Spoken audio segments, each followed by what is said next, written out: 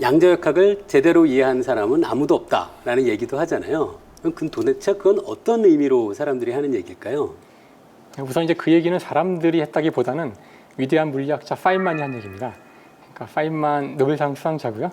그분이 양자역학을 이해하는 사람은 자기를 포함해서 아무도 없다 그랬으니까 제가 이해했을 리가 없겠죠. 근데 그 질문이 재밌는 것은 제가 먼저 질문을 드리고 싶어요. 이해했다는 게 무슨 뜻일까요? 사실 제가 그걸 여쭤보고 싶었던 건데요. 아, 그러신가요? 예, 사실 이해했다는 것이 사실 굉장히 다른 의미라고 저도 생각합니다. 그러니까 우리가 예를 들어 친구하고 뭐 술자리에서 그래 너 힘들었지 다 나도 다 네 마음 이해해라고 할 때 이해가 김상욱 교수님이 양자역학의 그 슈레딩거 방정식을 풀면서 답이 이렇게 나오는 걸 이해했구나라고 할 때 이해하고 사실 다른 의미잖아요.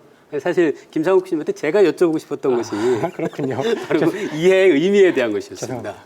사실 이해가 무엇인지에 대해서 정확히 보어와 아인슈타인이 싸웁니다. 그러니까 보어가 제가 설명했던 것처럼 양자역학의 핵심적인 원리가 이거다라고 했을 때 아인슈타인이 난 도저히 이해를 못하겠다라고 얘기했고요. 그러자 보어가 물어봅니다. 당신이 이해했다는 게 무슨 뜻이냐? 이해를 못했다 그러는데 나는 이해한 것 같은데 도대체 이해를 못했다는 게 무슨 뜻이고 그게 왜 중요하냐? 그래서 결국 그 이해가 무언지를 놓고서 두 사람이 싸우는 일이 벌어지는데 저는 이렇게 생각해요. 이해라는 것은 제가 갖고 있는 어떤 지식이 있을 겁니다. 제 경험이든 뭐든 제가 이미 이해했다고 믿는 그게 뭔지 몰라서 지금 동어 반복이지만 제가 알고 있는 지식이 있을 겁니다. 새로운 지식을 이해했다는 뜻은 새로운 지식이 기존에 알고 있는 지식과 정합적으로 연결이 될 때, 논리적으로 연결이 될 때 이해됐다고 얘기를 하는 것 같아요. 저도 정확히 모르겠지만 이것이 이해라면은 양자역학은 누구도 이해할 수 없습니다. 저희가 갖고 있는 그런 그 기본적인 경험에 대한 지식은 거시 세계의 경험으로부터 얻어진 것들이기 때문에 누구도 양자의 세계를 직접적으로 경험할 수 없는 한은 양자 세계의 내용들을 저희의 그런 정의에 따른 이해로는 절대로 이해할 수 없을 겁니다. 그렇다면 처음에 질문하셨지만 당신이 그러면 짓거리는 건 뭐냐? 그렇죠? 물리학자들은 도대체 뭘 하고 있는 거냐? 저는 여러 가지 비유를 들 수 있지만 뭐 여러분이 자전거를 탈 때 이해를 하고 타시나요? 처음에는 막 노력하겠지만 어느 시점부터는 이해하는 게 아니라 그냥 하는 거잖아요. 또는 최근에 알파고 때문에 저희가 많은 논란이 있었는데 알파고가 바둑을 이겼습니다. 그렇죠? 자, 알파고가 바둑을 이해했습니까? 이해하는 것이 얼마나 중요한 일이죠? 만약 바둑을 이기고 지는 것만이 문제의 초점이라면 그것을 이해하는 것을 정의할 수 있는지 잘 모르겠는데 양자역학이 비슷한 문제인 것 같아요. 저희는 양자역학을 사용해서 수학적으로 잘 기술하고 모든 실험적인 설명을 다 할 수 있습니다. 저희가 이해 못했는데 되게 오만한 것 같아요. 인간이 이해 못한 게 문제가 되죠. 그래서 저는 저도 이해한 것 같지 않고요. 하지만 양자역학은 잘 작동된다 이렇게 말씀드리고 싶습니다. 저도 김상욱 교수님하고 같은 입장입니다. 우리가 이해라는 것을 우리가 살고 있는 거시 세계에서 우리가 가지고 있던 기존의 어떤 경험과 지식에 비교해서 양자역학을 이해했느냐라고 하면 사실 이해하는 건 거의 불가능하다고 보고요.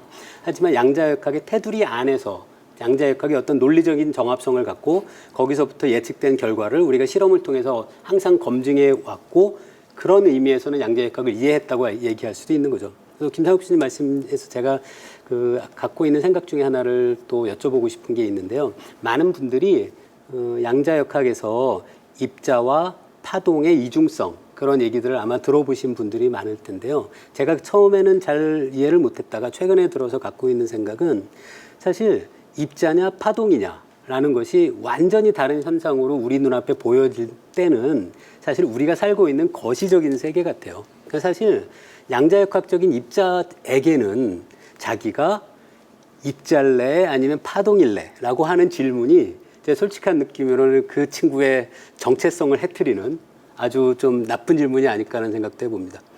김상욱 교수님, 그러면 양자역학적인 입자에 대해서 너는 입자할래 파동할래 라고 묻는 것이 가능하다고 생각하시는 건지 아니면 어떻게 생각하시나요? 제가 질문을 조금 바꿔볼게요. 그러니까 아마 그 질문은 어떤 질문이랑 같냐 하면은 어떤 것은 왜 양자역학적으로 기술되고 어떤 것은 왜 고등역학적으로 기술되느냐 이제 이런 질문하고 같은 질문이거든요. 그러니까 전자는 왜 그렇게 행동하고 전자 또는 원자가 많이 모인 내 손은 그렇게 못하느냐 이런 질문일 수 있는데요. 상당히 어려운 질문이에요. 처음에는 많은 물리학자들이 크기의 문제인 줄 알았습니다.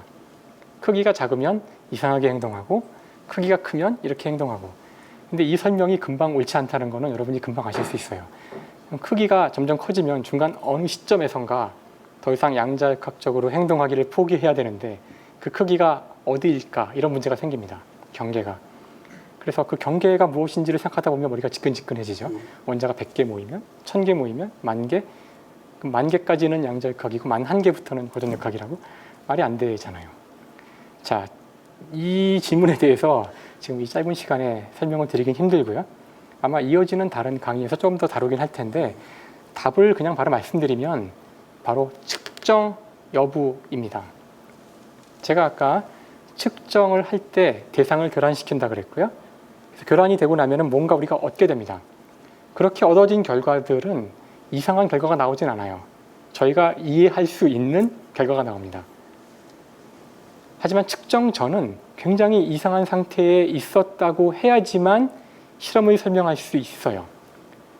그래서 사실 그 양자역 너무 어렵죠. 양자역학에서 이거 그러니까 그 자연에서 어떤 것이 양자적이고 어떤 것이 고전적이냐는 그 개가 측정을 당했는지 당하지 않았는지가 그걸 결정한다는 건데 제가 다음 시간에 더 자세히 얘기할 겁니다. 그래서 저희 같은 이런 거시 세계는 커서 양자역학 같이 행동하지 못하는 것이 아니라 여러분이 지금도 끊임없이 측정을 당해서 그렇습니다. 제가 아까 측정을 어떻게 정의했었냐면은 빛이 여러분 몸에 맞아서 튕겨나온 걸 측정이라 그랬잖아요.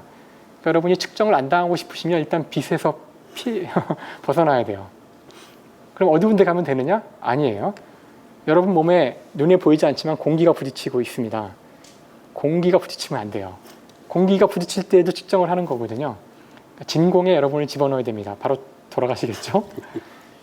그래서 외부와 모든 정보를 다 차단을 하고 나면 비로소 그 대상이 양자역학적으로 행동할 수 있는 기본이 되는 겁니다. 근데 그렇게 하기가 너무 힘들어서 마치 결정은 돼 있지만 예측하기가 너무 힘들어서 카오스 이론이 미래를 예측 못하는 것처럼 모든 물체는 양자역학 같이 행동할 수 있지만 관측을 안 당하기가 너무 힘들어서 원자 하나 같은 것들은 그걸 할 수 있습니다. 너무 작고 아주 이건 외부와 차단하기가 쉬워서 단지 양자역학적으로 행동한다는 거고 우주의 모든 것은 다 양자역학으로 행동한다는 거죠. 어려운 내용일 겁니다.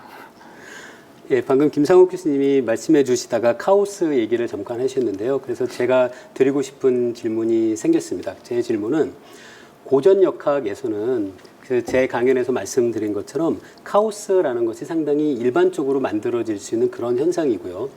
그리고 큰 물체도 결국은 작은 물체로 이루어져 있으니까 고전역학도 사실은 물리학의 테두리 안에서 보면 양자역학이라는 커다란 분야의 어떤 작은 부분이라고 생각할 수도 있습니다. 그렇다면 고전역학에서의 카오스를 우리가 이야기할 수 있다면 양자역학에서는 카오스에 대해서 어떤 이야기를 할 수 있을까요? 사실 이제 지금 말씀하신 그 연구 주제를 양자 카오스라고 부르고요. 따로 연구 분야가 있는 거고요. 제 박사학위 논문일 겁니다. 그래서 사실 제 분야에 대한 질문인데요. 그 질문이 상당히 어려운 것이 일단 고전역학에는 당연히 카오스가 있어서 예측하기 어렵다는 걸 저희가 알고 있습니다. 양자역학에 카오스가 있어야 할까? 이런 질문을 당연히 양자역학이 나오자마자 했었고요, 사람들이. 왜 그런 질문이 어려운 질문이냐면은 양자역학과 고전역학은 오늘 사실 설명이 나오진 않았는데요. 미분 방정식의 구조 자체가 다릅니다. 그러니까 역시 양자역학도 미분 방정식으로 기술이 되지만 미분 방정식의 구조가 달라서 저희가 이제 비선형 방정식 또는 선형 방정식 이제 이런 표현을 쓰는 겁니다. 그래서 어려운 단어라서 설명을 하지 않겠고요. 어쨌든 첫 번째로 기본적 수학적 구조가 달라서 양자역학은 그 고전역학의 카오스를 가질 수가 없습니다. 그래서 본질적으로 초기 조건에 굉장히 민감할 수가 없어요. 참 놀라운 일이죠.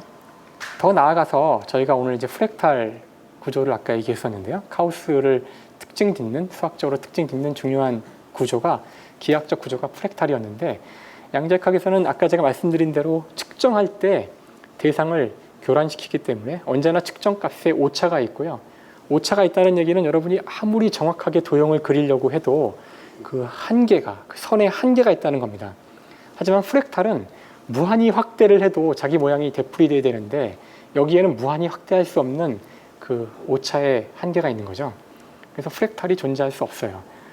그래서 결론을 말씀드리면 양자역학에는 카오스가 없고 고전역학에는 카오스가 있는데 양자역학이 더 올바른 이론이라면 고전역학의 카오스는 환상이다 가 되는 건데, 그러면 결국 미래 예측 불가능성이 환상에 근거한 거냐?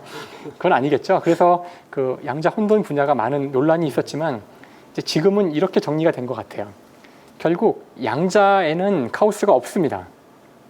하지만 저희가 양자 세계를 알고 싶으면 측정을 해야 돼요.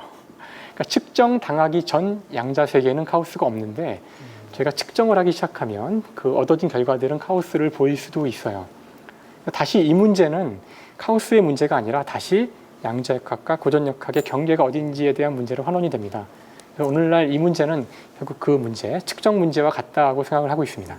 근데 여전히 측정 문제가 완전히 풀리지 않았다고 생각하는 사람이 많기 때문에 여전히 그런 의미에서는 풀린 그런 질문은 아니죠. 예, 말씀 감사히 잘 들었습니다. 고전역학에서는 뭐 뉴턴이 영국 사람이잖아요. 그래서 고전역학의 어떤 그 입자의 운동을 설명하는 해석의 방식에 예를 들어 뭐라고 할까요? 뭐 영국 해석, 뭐 옥스포드 해석, 그런 이름은 붙어 있는 것이 없는데요. 양자역학에서는 특이하게 어떤 양자역학의 해석 방법에 코펜하겐 해석이라는 어떤 고유 명사가 붙어 있습니다. 그 이야기는 제가 또 질문을 드리고 싶은 내용인데요. 양자역학에서는 그럼 코펜하겐 해석 말고 또 다른 해석의 방법이 있을지에 대해서 김상욱 교수님께 여쭤보고 싶습니다. 정말 좋은 질문인데요. 사실 제가 코펜하겐 해석이라고 했을 때 그런 용어가 왜 필요할지 사실 의문을 가지셨어야 돼요. 그냥 양자 해석이면 되지 왜 코펜하겐이 붙었을까요? 왜냐하면 해석이 하나가 아니기 때문입니다. 여전히 물리학자들 100%가 코펜하겐 해석을 동의하고 있지 않기 때문입니다. 실제 코펜하겐 해석에 가장 반대했던 사람은 아인슈타인이었고요. 그래서 아인슈타인이 본인이 내놓은 건 아니지만 양자역학의 해석으로서 이래야 한다, 양자역학의 해석은 하고서 제안했던 것이 수문 변수 이론이라는 겁니다. 그래서 아직 그러니까 양자역학은 너무나 잘 작동하기 때문에 수학적으로 양자역학 그 자체, 수학 자체에 대해 딴지를 걸 수는 없고 해석이 옳으냐는 건데 해석의 초점은 우리가 뭔가 모른다는 거예요. 측정을 할 때 뭔가 몰라진다는 거니까 아인슈타인은 그 지점을 정확히 이제 헤집고 들어가는 거죠. 아직 우리가 정확히 알지 못하는 추가적인 것이 더 있어서 모르는 거다. 그걸 수문 변수라고 부르자.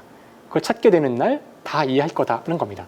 마치 아까 동전 던지기에서 우리가 처음을 모르면 이것도 우연으로 보이지만 손을 치우면은 결정된 거죠.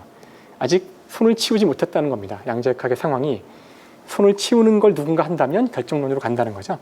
그래서 수문변수 이론이 있었지만 제가 오늘 설명은 못할 텐데 1980년대쯤 수문변수 이론이 맞다면 우주가 이래야 한다는 실험들이 제안이 있었는데 우주가 그렇지 않았기 때문에 수문변수 이론이 기각됐고요. 여전히 측정 때문에 우리가 결과가 바뀌고 이런 게 너무나 이상해서 지금 상당히 과격한 그 양자 물리학자들 가운데 일부는 이제 20세기 말에 나온 이론인데 그 다세계 해석 아마 들어보셨을지 모르겠어요. 평행 우주의 한 형태인데요. 그래서 그 측정을 할 때 뭐가 결정되고 그러는 게 아니라 측정을 해도 무수히 우주는 결정되어 있지 않고 우리는 그 중에 하나의 결정된 물리량을 보는 우주에 살고 또 다른 사람은 다른 그러니까 확률을 얘기하는 거예요. 동전을 던지면 양자역학에서는 앞면과 뒷면이 동시에 일어났다고 얘기하고요. 측정을 하면 그 중에 하나만 나타나고 다른 우주는 사라지는 건데 이 다세계 해석에서는 그게 아니라 이 두 개의 우주가 공존한다고 얘기합니다. 나는 그 중에 우연히 한쪽에서 산다고요. 그러니까 이렇게 말도 안 되는 얘기가 나올 정도로 여전히 양자역학의 이해에 대해서는 모든 물리학자가 동의하고 있지 않지만 하지만 95% 정도의 물리학자는 코펜하겐 해석을 지지하고 있고요. 그 해석은 굉장히 높은 정밀도로 인간이 만든 어떤 과학 이론보다 정확하게 자연을 기술하고 있습니다.